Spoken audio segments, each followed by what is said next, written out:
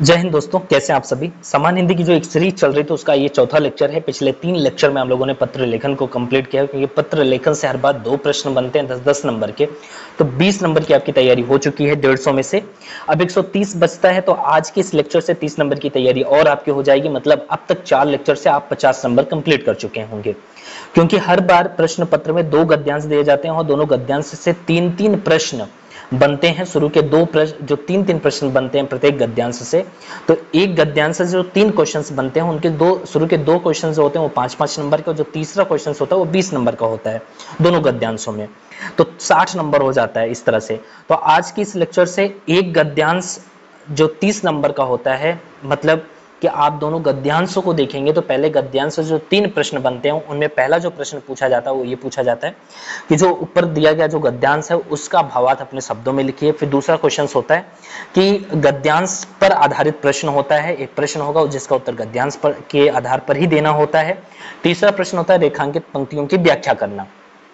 तो शुरू के जो 2 प्रश्न हैं वो 5-5 नंबर के, रेखांकित पंक्तियों की व्याख्या करना वो 20 नंबर का, तो 30 नंबर हो जाता है। आज के इस लेक्चर में ये 30 नंबर आप कंप्लीट करेंगे। फिर इसके बाद जो लेक्चर आएगा वो उसमें हम एक गद्यांश और को देखेंगे जिसके आधार पर 3 प्रश्न पूछे जाते हैं, जिसमें आपको शीर्षक लिखना होता है, गद्यांश के आधार पर ही एक प्रश्न होता है उसका उत्तर देना होता है और संक्षेपण करना होता है। तो उसमें भी शुरू के 2 क्वेश्चन जो होते हैं वो 5-5 नंबर के, और जो संक्षेपण होता है वो 20 नंबर का। तो ये 30 नंबर। तो आज के इस लेक्चर से एक गद्यांश को कंप्लीट करेंगे, उनके आधार पर जो 3 प्रश्न होते हैं उनको कैसे सॉल्व करना है वो समझेंगे। 30 नंबर आपका ये कंप्लीट हो जाएगा। फिर इसके बाद एक लेक्चर और लूंगा मैं। फिर उसके बाद वो गद्यांश भी कंप्लीट होगा जिस पर संक्षेपण और शीर्षक ये सब लिखना होता है, कैसे लिखना होता है उस पर बात करूंगा। तो 30-30-60 नंबर ये आपका कंप्लीट हो जाएगा। 20 नंबर का पत्र लेखन हो जाएगा, 80 नंबर आपके कंप्लीट हो जाएंगे। राइट। तो मैं कई बार बोल चुका हूं कि बहुत छोटा सा सिलेबस और बहुत शानदार है। मतलब आप यहाँ मेहनत करके आप 110 प्लस नंबर टारगेट कर सकते हैं, लेकिन कई अभ्यर्थी इसको इग्नोर करते हैं, सोचते हैं देखेंगे बहुत हिंदी को कोई लोड नहीं लेता, जबकि इसका नंबर आपके मेरिट में काउंट होता है, फिर भी लोड इसका नहीं लेते। पता नहीं क्यों नहीं लेते, क्योंकि अभी तक मैं सैकड़ों के ऊपर कॉपियां जो मेंस दे रहे हैं उनकी मैं देख चुका हूँ। सब अधिकांश अभ्यर्थी 100 के नीचे ही है, कोई ऊपर नहीं जा रहे। मतलब 70-80, 80-85, कुछ हैं जो 110 प्लस टारगेट कर पा रहे हैं। वो सीरियस रहे होंगे और उन्हीं का सिलेक्शन होगा। राइट।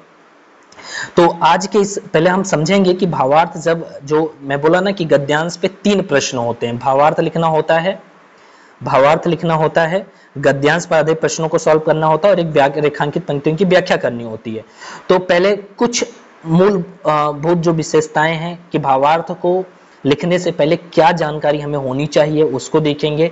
वैसे ही गद्यांश पर आधारित प्रश्न देने से पहले कुछ चीजों का ध्यान रखना चाहिए, उस पर बात करेंगे।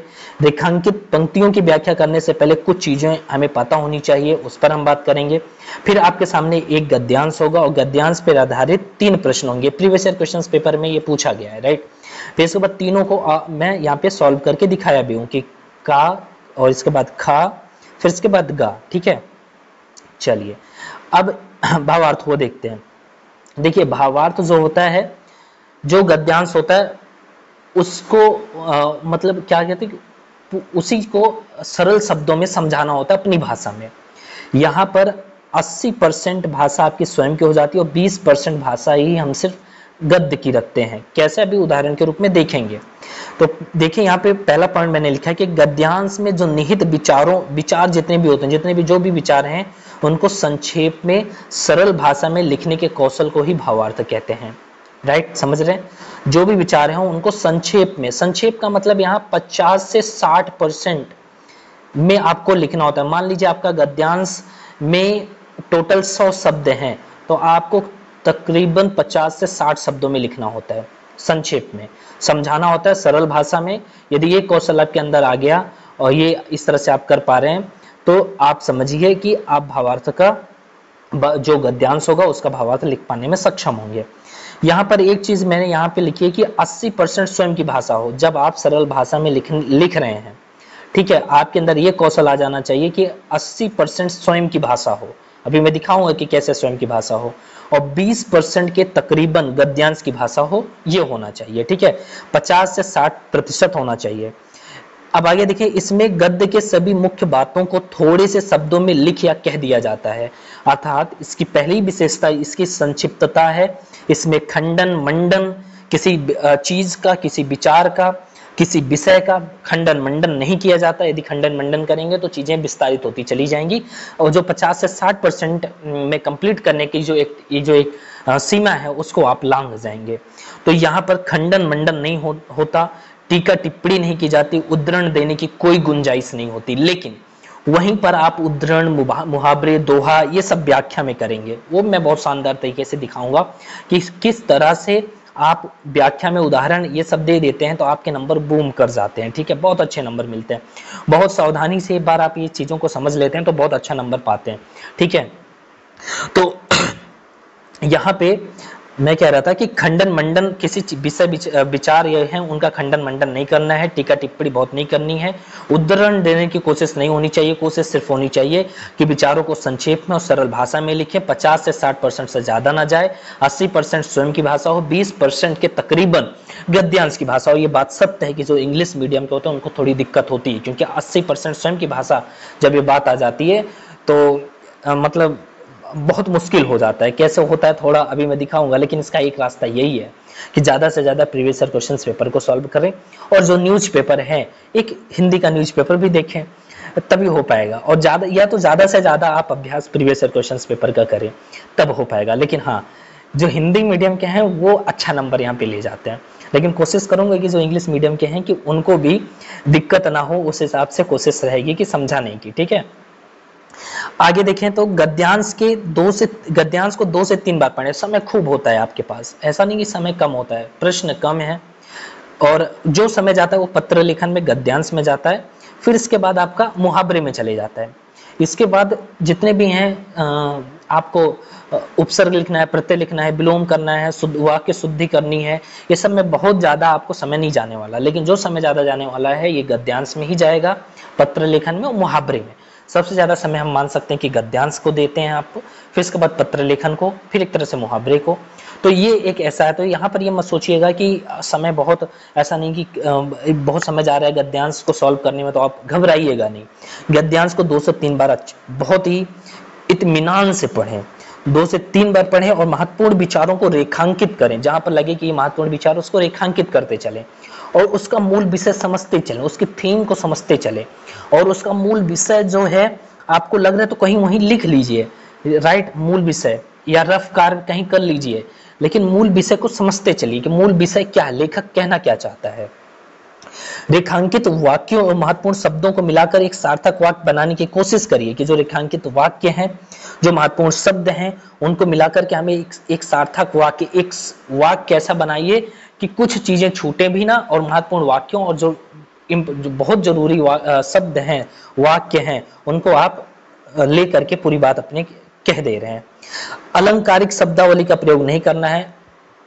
अलंकारिक का मतलब कि अलंकार का मतलब जो 4 चांद लगा दे किसी चीज में, एक तरह से साधारण सी भाषा में, कि अलंकारिक करके एग्जामिनर के यहाँ उछालना नहीं है भावार्थ में, कि जो अलंकारिक शब्दावली का प्रयोग करेंगे, ऐसे शब्द फेंकेंगे कि एग्जामिनर कहेगा वाह, वो चीजें यहाँ नहीं करनी है। ऐसे शब्द नहीं फेंकने हैं कि मतलब अलंकारिक शब्दावलियों की अपनी एक महत्व, अपना एक महत्व है, लेकिन वो जहां डिमांड हो वहां करेंगे तब नंबर मिलेंगे, यहाँ पे नहीं मिलेंगे। ठीक है, तो अलंकारिक शब्दों का प्रयोग नहीं करना चाहिए। एक तरह से हम ये भी कह सकते हैं कि अलंकार में इस तरह के जो उदाहरण है, जैसे सौरथ लाग करहि सब प्रीति, बिन सौरथ नहीं को सुदृढ़ नीति।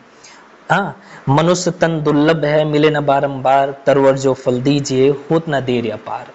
तो ये सब चीजें एक तरह से हम मान सकते हैं कि इस तरह ये जो आप लिखते हैं उसमें जो आपका भावार्थ है या व्याख्या है उसको अलंकृत करते हैं ये सब चीजें। तो ये सबसे बचना है। आगे देखें तो हूबहू शब्दों का प्रयोग नहीं करना चाहिए। ठीक है, अर्थात कोशिश होनी चाहिए कि 80% स्वयं की भाषा हो, 20% तकरीबन गद्यांश की हो और 50 से 60% हो। ये मैंने बात कर ली है, राइट। अब देखिए, अब का जो गद्यांश पे आधारित जो भावार्थ लिखना होता है, ये देखने के बाद अब आप थोड़ा बहुत गद्यांश का भावार्थ लिखने की स्थिति में आ चुके हैं। लेकिन अभी जब मैं एक सॉल्व करके एक उदाहरण दे दूंगा आपको, तो आप अच्छी स्थिति में पहुंच जाएंगे। तकरीबन 70 से 80% आपकी स्थिति हो जाएगी भावार्थ को लिखने की। लेकिन भावार्थ हो गया, गद्यांश पे आधारित जो प्रश्न होते हैं उनमें आप तभी बहुत सक्षम हो पाएंगे जब आप अभ्यास करेंगे। ये बात एकदम बिल्कुल सत्य है कि जो जितना अभ्यास करेगा उसके और नंबर उतने बढ़ने के चांसेस रहेंगे। 5 नंबर में से यहाँ 4.5 नंबर, 4 नंबर, 3.5 नंबर तक पाए जा सकते हैं। लेकिन कई अभ्यर्थी एस्पिरेंट ऐसे भी हैं जिनकी जो सिर्फ 2 ही 3 नंबर पाते हैं, 1.5 ही नंबर पाते हैं, 1 ही नंबर पाते हैं, ऐसे भी हैं, राइट। तो आप ये थोड़ी मेहनत करेंगे तो आप यहाँ 4.5 नंबर ये सब इतने तक करीब पहुंच जाएंगे। गद्यांश पर आधारित प्रश्न पर कैसे, जो गद्यांश पर आधारित जो प्रश्न होते हैं, मतलब जो प्रश्न पूछे जाते हैं उनको गद्यांश को ही आधार बना करके उत्तर देना होता है, ना कि आप स्वयं के ज्ञान के आधार पर उत्तर देने लगेंगे। ये जो दूसरा प्रश्न होता है उतना ध्यान रखिएगा। कई सारे अभ्यर्थी ये करते हैं कि जो दूसरा प्रश्न पूछा जाता है उसमें अपना ज्ञान देने लगते हैं। अपना ज्ञान नहीं देना है। जो गद्यांश में जो प्रश्न पूछा गया उसका उत्तर सिर्फ गद्यांश पर ही आधारित होना चाहिए। अभी मैं उसका भी एग्जांपल दिखाऊंगा, ऐसे मतलब इससे संबंधित प्रश्न और उसका उत्तर कैसे लिखा जाना चाहिए वो मैं दिखाऊंगा। अपने ज्ञान पर आधारित उत्तर नहीं देना है, गद्यांश पर ही आधारित होना चाहिए। 50 शब्दों के आसपास उत्तर दिया जा सकता है, राइट। 5 नंबर का होता है तो उससे ज्यादा क्या देना। गद्यांश में लिखे वाक्य व शब्द को कॉपी न करके अपनी भाषा में उत्तर देना, इस बात का ध्यान रखें। उत्तर देंगे गद्यांश के ही आधार पर, लेकिन गद्यांश में लिखे शब्दों को कॉपी नहीं करेंगे, अपनी भाषा में देंगे। व्याख्या देखिए, अब व्याख्या, रेखांकित पंक्तियों की व्याख्या। आप ये देखिए कुछ चीजें आपको रेखांकित दिख रही होंगी, कुछ वाक्य दिख रहे होंगे, मतलब इसमें एक प्रश्न ये 2 हो गया, उसी तरह ये 3 हो गया। 3 रेखांकित प्रश्न है और 20 नंबर का आता है, राइट। तो इन रेखांकित पंक्तियों की व्याख्या कैसे करनी होती है वो देखिए। पहला पॉइंट है, व्याख्या किसी विचार का विस्तार है। किसी विचार का विस्तार है, मतलब जो व्याख्या होती है किसी विचार का विस्तार होती है, ठीक है। वाक्य में दिए गए जो विचार होते हैं, विवेचना या विवेचन करते समय उस विचार के विषय के गुण और दोष उसके बारे में सोचना चाहिए। जो विचार दिया गया है उसके गुण और दोष, जो उसकी अच्छाइयां हैं, जो उसकी बुराइयां हैं, उसके बारे में सोचना चाहिए। यदि आप विचार से सहमत हैं तो उसके पक्ष में, और यदि नहीं है तो उसके विपक्ष में अपनी राय जरूर रखें। ध्यान रखिएगा, ये एक अलग मैं बात कर रहा हूँ यहाँ पे। और यहाँ पूरी पॉसिबिलिटी होती है कि आप बाहर के कुछ उदाहरण दे सकते हैं, मुहावरे लिख सकते हैं, ठीक है। तो यहाँ पर ये सब चीज की गुंजाइश होती है, क्योंकि रेखांकित पंक्तियों में ऐसा नहीं कि बहुत मुश्किल से 10 शब्द मान लीजिए रेखांकित हैं, बहुत ज्यादा नहीं है, और एक पूरा ये जो 10 शब्द रेखांकित है, कोई विचार है तो आप इस विचार के जो विचार है, जो विषय है, उसके गुण और दोष के बारे में सोचें। यदि आप उसके पक्ष में हैं तो पक्ष में बात करें, विपक्ष में तो विपक्ष में अपनी राय रखें। लेकिन एक तरह से जैसे जीएस का आंसर आप लिखते हैं, वहां पर एक बाद में निष्कर्ष की ओर भी बढ़ते हैं कि विषय पे अपनी राय वो सब रखने के बाद विषय में यदि ऐसा लग रहा है कि ये विषय अच्छा है, ये विचार अच्छा है, इस पर समाज को अमल करना चाहिए, समाज को इस विचार को बढ़ावा देने के लिए सोचना चाहिए, तो आप एक निष्कर्ष में सुझाव के तौर पर भी जा सकते हैं लास्ट में। कैसे, मैं बात करूंगा। दूसरा पॉइंट देखें तो लिखा मैंने, अच्छी व्याख्या में विचारों अथवा भावों को संतुलित विवेचन अपेक्षित होता है।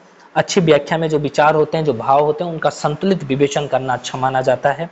व्याख्या करते समय वाक्यांश में निहित मूल भाव से अपनी सहमति असहमति प्रकट करते हुए, मतलब वही गुण या दोष या अपनी पक्ष और विपक्ष में बात करते हुए उचित उदाहरणों, मुहावरों, प्रसंगों द्वारा वाक्यांश का मूल भाव स्पष्ट करना चाहिए। मूल भाव का आशय स्पष्ट न होने तक व्याख्या आपकी अधूरी रहती है। जो मूल भाव है वाक्यांश का, उसका जब तक आप उसको स्पष्ट नहीं कर देंगे, आपकी व्याख्या अधूरी मानी जाती है। शब्दों की सीमा ध्यान रखिएगा। मान लीजिए कि आपका एग्जाम्पल में जितने शब्द रेखांकित हैं उनका गुणे 3 हो जाएगा, मतलब 3 गुना लिखना होता है व्याख्या में। जैसे मान लीजिए 25 शब्द है तो 25 गुणे 3 कर दीजिए, मतलब 75 शब्दों में आपकी व्याख्या होनी चाहिए। आप आइडिया लगा लीजिएगा उसी तरह से कि 10 शब्द रेखांकित हैं तो उनका 3 गुना कर दीजिए, ठीक है। वो फिर जो आएगा मतलब 30 शब्दों के करीब, ऐसे ही, ठीक है। इससे या इससे अधिक भी हो सकती है, ऐसा लिखा हुआ है, क्योंकि स्थान पर्याप्त होते हैं। कभी कभी एक से 2 रेखांकित पंक्तियों की व्याख्या के लिए कह देता है तो स्थान पर्याप्त मिल जाते हैं, लेकिन 75 शब्दों तक होनी चाहिए और सॉरी 3 गुना होनी चाहिए, ठीक है। और कभी कभी इससे थोड़ा भी हो जाता है तो डरिएगा नहीं, मान लीजिए 3 रेखांकित पंक्तियों की व्याख्या करने के लिए दे दिया तो थोड़ा वहाँ स्थान कम हो सकता है बच्चे, तो घबराना नहीं है उसके लिए भी, क्योंकि चेक करने वाले को पता होता है कि उसके पास स्थान स्पेस नहीं रहा होगा, तो बहुत घबराना नहीं है। बस पक्ष और विपक्ष का ध्यान रखना है। कोई विचार वाक्य है उस और उसमें संभावना है तो आप मुहावरे, उदाहरण और प्रसंग ये दीजिए, ठीक है। रेखांकित अंशों से पहले हम उसके बाद के वाक्य को जरूर पढ़ें। जब मैंने जो पहला ही प्रश्न का वाला है उसमें बोल दिया कि पूरे गद्यांश को आप एक बार पढ़ें, तो पूरे गद्यांश को आप एक बार पढ़ ले रहे हैं तो आप जब रेखांकित अंशों जो हैं उनसे पहले उनके बाद के भी वाक्य को एक बार पढ़ लें। पूरा गद्यांश पढ़ने बैठेंगे तो आपका समय जाएगा, तो ज्यादा अच्छा है कि जो रेखांकित वाक्य है उसको उसके आगे और पीछे के दोनों वाक्य होंगे एक बार पढ़ लीजिए कि आइडिया लग जाता है। चलिए अब चलते हैं गद्यांश को देखते हैं। कितना मिनट? 15 मिनट हो गया। लिखा हुआ है मैं साहित्य को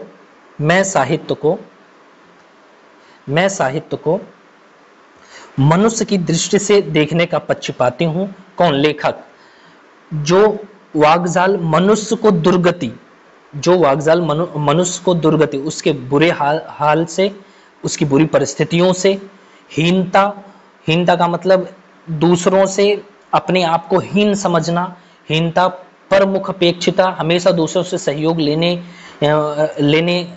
मतलब परमुख अपेक्षिता का मतलब जो हमेशा दूसरों से सहयोग लेने की लालायित रहता है, राइट।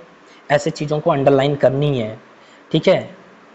मैं अक्सर ऐसे टिक करता हूँ, ये मेरे लिए इंपॉर्टेंट है, मैं ऐसा करता हूँ।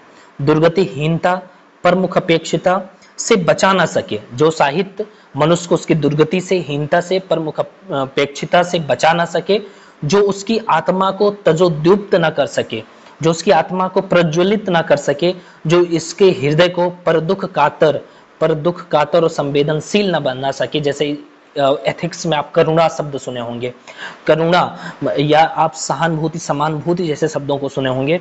तो वहां पर यहाँ पर यही कहने का मतलब है कि जो साहित्य उसकी आत्मा को तजोद्युक्त न बना सके, प्रज्वलित न कर ना सके, उसके हृदय को पर दुख कातर और संवेदनशील न बना सके, दूसरे को दुख को महसूस करने जैसा ना बना सके, उसे साहित्य कहने में मुझे संकोच होता है। ये एक पूरा एक वाक्य खत्म होता है यहाँ पे आके, ठीक है। मुझे आप देखिएगा पूर्ण विराम यहाँ लगाए ना, मेरे ख्याल से देख लीजिएगा, हाँ यही लगाए मैं। तो यहाँ पर आके एक लाइन खत्म हो रही है कि लेखक ये कह रहे हैं मुझे उसे संकोच कहने में संदेह होता है, उस साहित्य को संकोच कहने में संदेश होता है जो मनुष्य की दुर्गति, हीनता, परमुख अपेक्षिता, आत्मा को तजोद्युक्त न बना सके और उसके हृदय को परदुख कातर और संवेदनशील न बना सके। मुझे उस साहित्य को साहित्य कहने में संकोच होता है। आगे है, मैं अनुभव करता हूं कि हम लोग एक कठिन समय के भीतर से गुजर रहे हैं।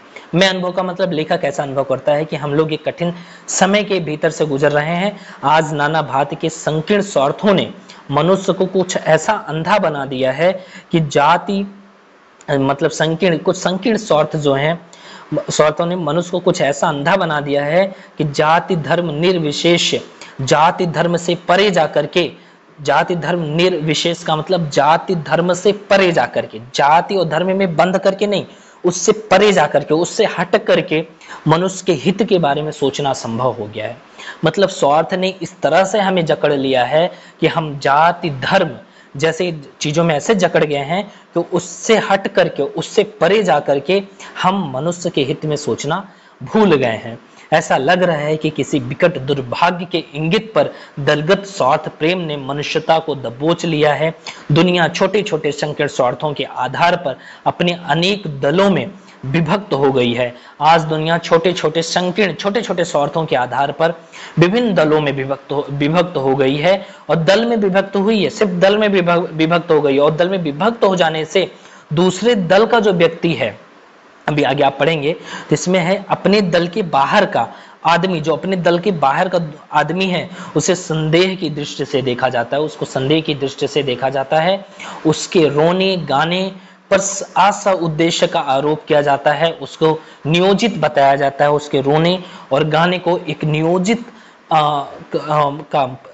मतलब नियोजित का मतलब पूर्व में ही एक नियोजित करके रोने गाने का मतलब नाटक करने का आरोप लगाया जाता है, उसके तप और सत्यनिष्ठता का मजाक उड़ाया जाता है। मुझे उम्मीद है कि आप एक बार गद्यांश को पढ़ लिए हैं, एक बार में नहीं समझ में आया दूसरी बार पढ़िए, तीसरी बार पढ़िए, 3 बार पढ़िए और महत्वपूर्ण चीजों को आप एक बार टिक करिए और रेखांकित करिए। ठीक है, चलिए अब प्रश्न पे चलते हैं। प्रश्न पहला 5 नंबर का, प्रस्तुत गद्यांश का भावार्थ अपने शब्दों में लिखिए।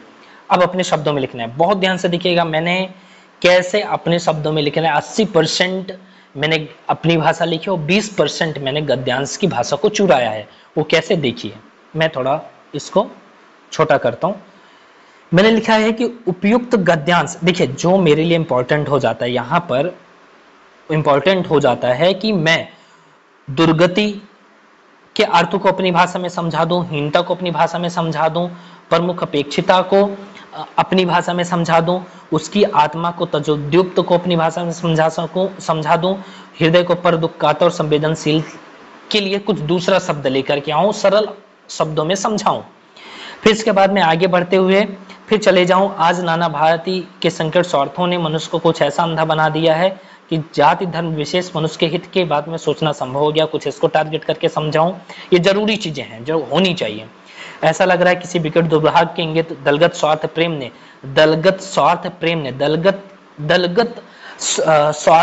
प्रेम ने दुनिया को छोटे छोटे संकीर्ण स्वार्थों के आधार में अनेक दलों में विभक्त कर दिया है, जिससे आज ऐसा हो गया है कि किसी दूसरे दल के व्यक्ति के रोने गाने के को सउद्देश्य का आरोप लगाकर उसके तप और सत्यनिष्ठा का मजाक उड़ाया जाता है। कुछ ऐसी चीजें ये जो जरूरी है, जो होनी चाहिए भावार्थ में। कैसे, देखिए उपयुक्त गद्यांश में लेखक के अनुसार जो साहित्य मनुष्य को उसकी बुरी परिस्थिति का मतलब दुर्गति एवं उसमें सदैव दूसरे से छोटा आंकने के भाव से बचा न सके, हीनता का मतलब वही होता है दूसरे से छोटा आंकने से भाव से बचा न सके, साथ ही स्वनिर्भर न बना सके, प्रमुख अपेक्षिता का मतलब हमेशा प्रमुख अपेक्षिता, दूसरों के मतलब दूसरे के मुख को ताकते रहना, ये अपेक्षा करना कि वो हमारी हेल्प करेगा, उसको स्वनिर्भर न बना सके, उसको स्वनिर्भर न बना सके तथा उसके हृदय को प्रकाशवान मतलब आत्मा को तजोद्युक्त न बना सके, प्रकाशवान न कर सके, वह दूसरे के दुख में दुखी होने का भाव को जगा न सके, मतलब पर दुख कातर न बना सके, उसे मैं साहित्य नहीं मानता। यदि वो दूसरे के दुख उसका महसूस नहीं कर पा रहा है तो वो साहित्य नहीं है। आज के टाइम पे आप देख रहे हैं ना कि किस तरह से आदमी निर्दयी हो चुका है, दूसरे के दुख का मतलब ही नहीं समझता, इतना निर्दयी हो चुका है कि उसके सामने किसी को मारा जा रहा है, लहूलुहान किया जा रहा है, पीटा जा रहा है, तब भी उसके अंदर वो संवेदना मर चुकी है कि वो कहीं से भी संवेदनशील होकर के उसको बचाने के लिए प्रयासरत हो। और वो बेचारा करे भी क्या, यदि उसके अंदर वो दुख का भाव आता भी होगा तो उसको एक चीज का डर होगा कि कहीं हमें ही हमारी ना पिटाई हो जाए। दुख का तो भाव आता है लेकिन वो करुणा नहीं आती कि जा करके उसकी हेल्प कर सके। लेकिन ये सिर्फ एक व्यक्ति में ये विचार आ रहा है, यही साहित्य सबके अंदर उसे संवेदनशील बना दे, हर व्यक्ति को, अधिकांश व्यक्तियों को ऐसा बना दे, तो जो अभी हाल ही में मुर्शिदाबाद में घटित घटनाएं हैं या कन्हैयालाल की जिस तरह से हत्या कर दी गई, जो मॉब लिंचिंग की घटनाएं होती हैं, ये सब हमें कम देखने को मिलेंगी। ठीक है, खैर ये विषय से हट गए हम लोग, ये नहीं हटना चाहिए था, यही होता है। आगे देखिए, ठीक है, तो यहां पर मैंने बताया दूसरे के दुख में दुखी होने का भाव को जगा न सके उसे साहित्य नहीं कहा जा सकता। आगे देखिए, आज के इस युग में विभिन्न प्रकार के स्वार्थों ने व्यक्ति को जाति धर्म से इतर उसे मनुष्य मानने व मानव हित के बारे में सोचना संभव बना दिया है। व्यक्ति जाति धर्म में इस तरह से उलझ गया है, उस तरह से उलझ गया है कि जाति और धर्म से हट करके सोच ही नहीं पा रहे। राइट, हम मनुष्य हैं, ये भूल गया है कि हम मनुष्य हैं। मानवता के नाम पर हमें हमारा क्या कर्तव्य होना चाहिए, हमारे एक प्रकृति ने हमें जो मनुष्य के रूप में हमें जो कर्तव्य दिए हैं वो हम भूल चुके हैं। सिर्फ हमें जाति और धर्म ही दिख रहा है, उसके बारे में सोचना संभव बना दिया है।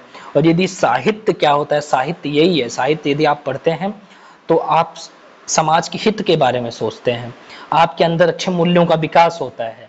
ये बात तो सत्य है कि आप यदि कई अभ्यर्थी जो ऑप्शनल लिए होंगे यूपीएससी में, हिंदी, मेरा तो हिंदी ऑप्शनल ही रहा है, हिंदी साहित्य, तो बहुत मतलब अच्छा सब्जेक्ट और बहुत बढ़िया होता है कि एक आदमी को, सच बात है कि संवेदनशील बनाता है, उसके अंदर अच्छे मूल्यों का विकास होता है, समाज को परखने और जानने की उसको एक अलग शक्ति मिलती है, एक अलग उसके अंदर क्षमता विकसित होती है। ये सब बात तो सच है।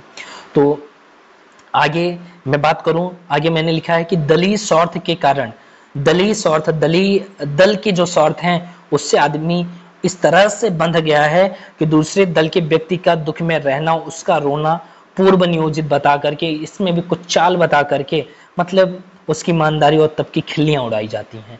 ये मैंने पहले आपके जो जो पहला प्रश्न है उसका उत्तर मैंने दे दिया है।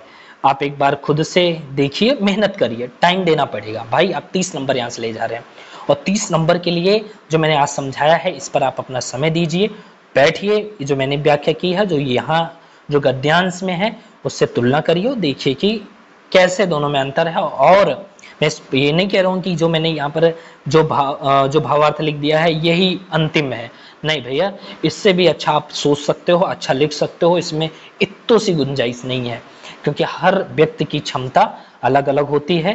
हो सकता है कि मैं दोबारा कोशिश नहीं किया और अच्छा लिखने की, लेकिन हो सकता है कि आप मुझसे सीखने के बाद और अच्छा लिखने की कोशिश करें, इतना शानदार लिखें कि पूछे ही ना, और समेट करके एकदम शानदार तरीके से प्रस्तुत कर दें। ठीक है, वैसे मैंने यहाँ पे शब्द और अर्थ लिखा है, मतलब कि सॉरी, जैसे कि जो कठिन शब्द हैं उनका अर्थ बता दिया है। ऐसा कभी कभी कर देना एग्जामिनर के लिए भी अच्छा हो जाता है। ठीक है, एग्जामिनर को फिर तुरंत समझ में आता है, अच्छा दुर्गति का मतलब बुरा हाल या परिस्थिति, तो इजी हो जाता है थोड़ा एग्जामिनर के लिए, और आपके नंबर बढ़ने के चांसेस रहते हैं। ठीक है, और लेकिन हाँ, स्थान नहीं होने के कारण स्पेस, ऐसा भी हो सकता है कि आपके पास स्पेस ही ना बचे, तो परेशान मत होइएगा। ठीक है, चलिए, मैं सोच रहा हूँ कि जो ये 2 प्रश्न रह जा रहे हैं इसको नेक्स्ट लेक्चर में कर लेते हैं। ठीक है, 2 प्रश्न है, 10 से 15 मिनट का समय जाएगा। मुझे थोड़ा अचानक से इमरजेंसी में कहीं निकलना पड़ेगा, मुझे लग रहा है, कई बार फ़ोन आ रहा है, देख रहा हूँ। तो ये जो 2 क्वेश्चंस रह गए हैं इसको मैं जस्ट इसके अगले वीडियो में कंप्लीट कर दूंगा। ठीक है, चलिए मिलते हैं नेक्स्ट लेक्चर में। बहुत बहुत धन्यवाद। आप लाइक करिए, कमेंट करके बताया करिए कि कैसा लग रहा है, कमेंट जरूर किया करिए और लाइक जरूर करिए। ठीक है, मिलते हैं अगले लेक्चर में भाई। धन्यवाद सभी का।